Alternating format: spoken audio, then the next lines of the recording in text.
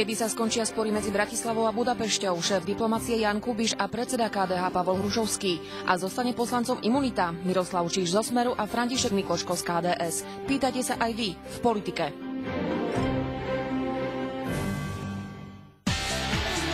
Šport Plus. Najdôležitejšie udalosti týždňa v športovom svete. Profily, názory, rozšírené reportáže, atraktívni hostia. Šport Plus každý pondelok o 18:00 na TA3.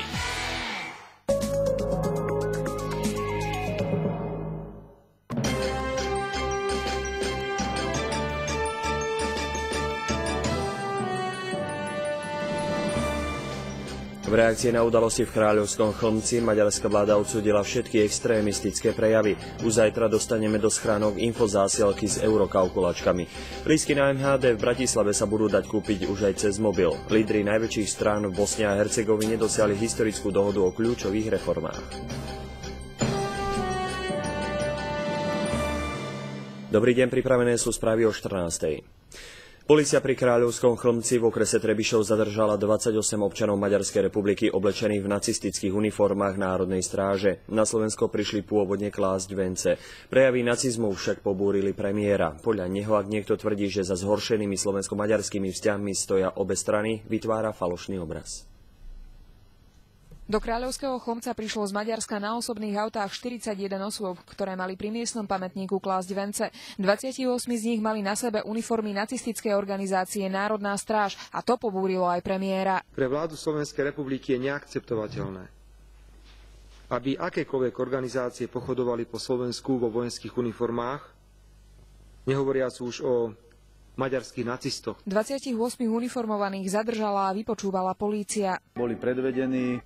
Bolo potvrdené, že táto uniforma priamo je kópiou nacistických uniforiem z 30. a 40. rokov 20.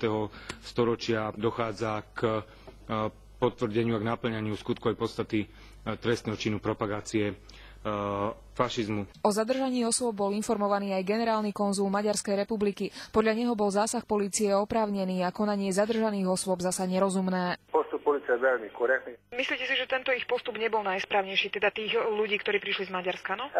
Nebol to vhodný moment. Premiér však požiadal ministra zahraničných vecí, aby využil diplomatické cesty a o probléme informoval Maďarsko a Európsku úniu.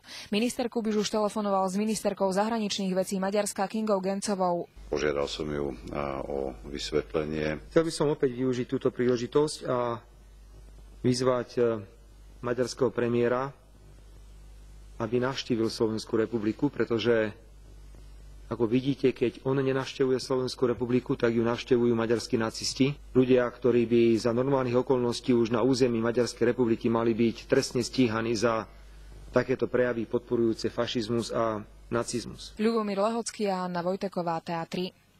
Maďarská vláda odsudzuje všetky extrémistické prejavy, všetky formy nenávisti a segregácie, nech ide o maďarské alebo slovenské prejavy.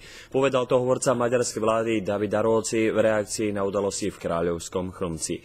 Potvrdil, že maďarská vláda naďalej očakáva od Slovenska dôkazy o tom, že polícia v Dunajskej Strede zasiahla oprávnene.